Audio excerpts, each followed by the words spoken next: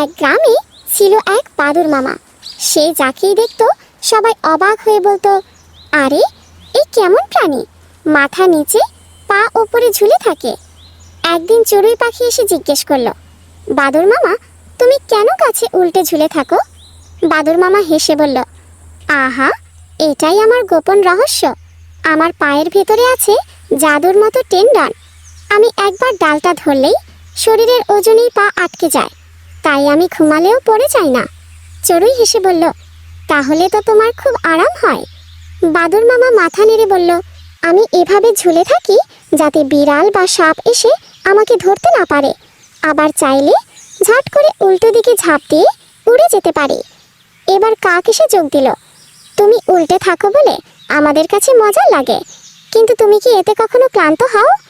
বাদুর মামা হেসে বলল, না রে ভাই, উল্টে থাকা আমার কাছে ঠিক তোমাদের সোজা হয়ে দাঁড়ানোর মতোই স্বাভাবিক।